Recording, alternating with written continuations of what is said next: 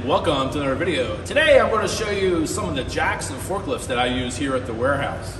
They're all Hysters, and we go from a stand-up forklift to a rider to a walk-behind to a manual jack. I don't know how interesting this might be to some of you, but I just wanted to show you. I've shown you a bunch of videos on the truck that I drive and also the straight job, so I figured I'd show you the 4 pieces of machinery we have here at the warehouse, which makes our job easier to get things done every day. So without ado, I'll go through one at a time and we'll show you and I'll explain a little bit about each one. Here we go. Rule number 1, never use this as a skateboard. This right here works off hydraulics. Right here, this little handle, when you pull up, this drops it down. When you push it down, that locks it in, and then that will lift it up.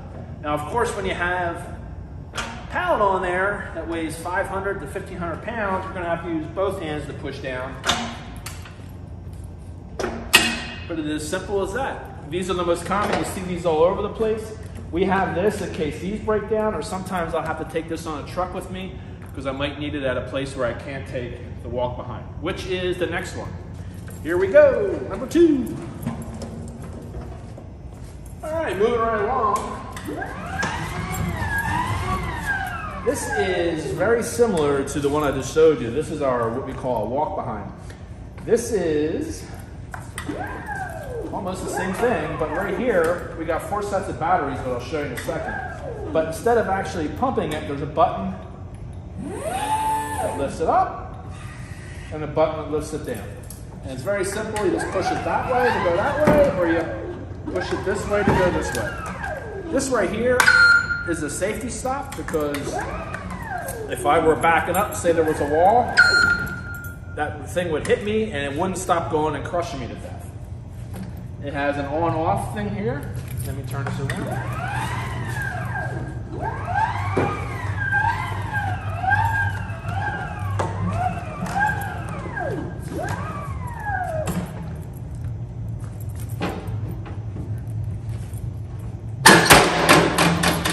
Over and show you.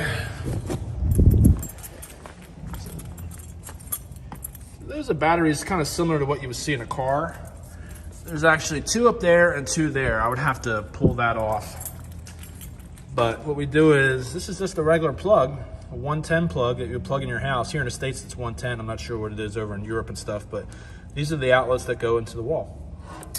And you just plug it in. And it's really that simple. And there's the key just to turn it off so it isn't idling. And there that is. And like I said, right here, it's just up and down, and you turn this or reverse. Simple as that. All right, let's go on to number 3.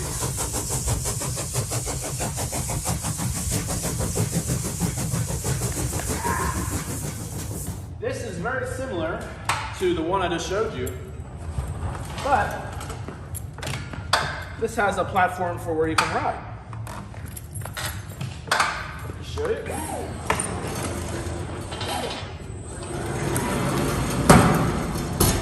So this makes it very convenient going in and out of trucks. You can just stay right on it.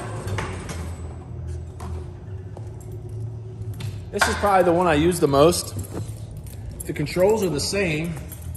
Like I just showed you, the up and down and the forward and back and the safety. The only thing different is when you're riding, how can you do this? When I'm riding, I'm right-handed. So my left hand's on here, and then my right hand is on here controlling it. Now what you also have on this one's a little different, is you also have the up and down button. So as you're driving and holding on with this hand, you can lift it up, go down as you're approaching a pallet, and this is the rabbit button. Full speed on this goes about 10 miles an hour. You also have a menu here, settings. It goes 1 through 4 for the speed settings, so you can only go so fast. I always keep it at 4. And this actually shows you how much battery power is left. There's the key to turn it off. And there's the key to turn it on.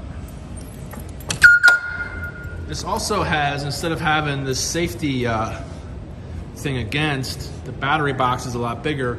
This is nice. I keep wrap here. I also keep clipboard and paper, and then I have this to identify skids with. The batteries are much bigger in here, and instead of the regular household, we actually use these. And then we just unplug it and plug this into there. Now those have a lot more voltage than the household 110. So this is the rider jack. Like I said, it's just a little bit of a step up from the walk behind because you get the ride on it. All right, let's go to the last one. All right, last but not least, we have our Hyster stand-up forklift. Show you in here. Controls are much different on here. And for starters, you see right here and right there, you actually have to have your foot on each one of them. They call them a dead man step. Did you hear how it clicked? Because as I was driving, if something were to happen to me, and if I were to fall off, any pressure that comes off either one of those, it shuts off, which is a really nice safety feature. Same thing, there's a key on and off. This has a light, which is right here. Hardly ever use that. And then we have the steering and this. Now this, I'm sure it works. Yeah. So how this works is, in a nutshell, pull this way, I'm going backwards. And if I push this way now, I'm going forward. Up is up. Down is down. So you can be going backward and lifting up. That's how you get, once you get more comfortable and faster with it.